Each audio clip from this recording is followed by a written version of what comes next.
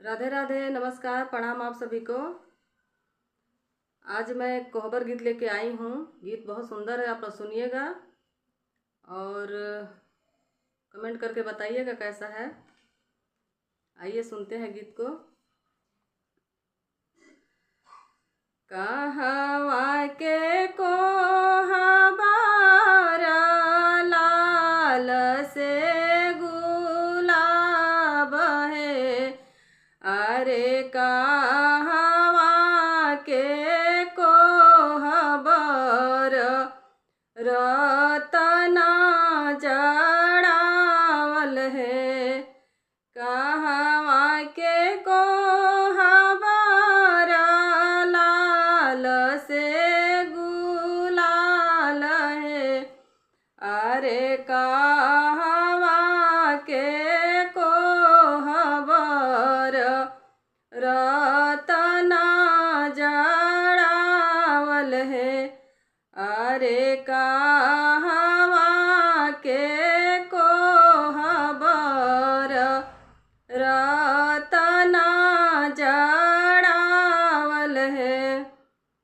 ताही पैठी सुतेले कवन दुल्हा राजा है, कवन दुल्हा राजा है, अरे गोदिया कवनी शुभवा बेनिया डोलावे हो, अरे गोदिया कवनी शुभवा बेनिया डोलावे हो। थोड़ा डोले बेनिया बहुत पूछे बाती हो, बहुत पूछे बाती हो, अरे हमारे बाबैया जी से हे जानी लिया हो, अरे हमारे बाबैया जी से हे जानी लिया हो। तुहरी जे बाबा से हे जनाही ले बोहो, दहे जनाही ले बोहो, अरे हमारी मायरिया के जा बाबा जानी दिया हो, अरे हमारी मायरिया के जा बाबा जानी दिया हो।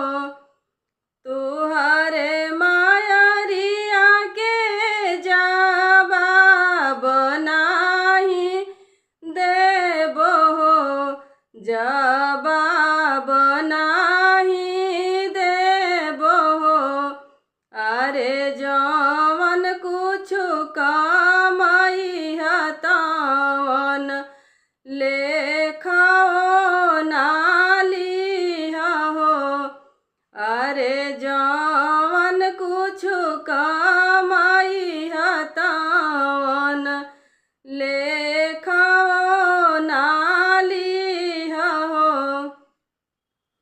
जवन कुछ कमाई तवन लेखाओ ना लेबो हो, अरे लेखाओ ना लेबो हो, अरे अजू के आइल नैहरवा कब मती आई हो, अरे आजू के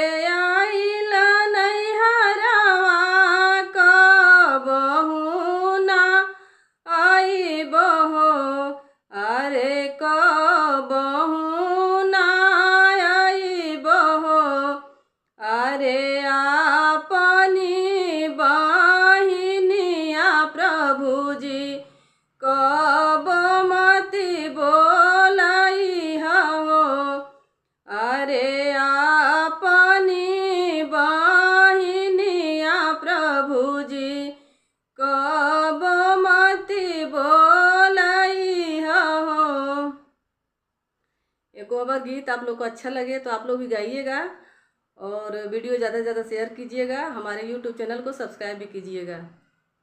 राधे राधे।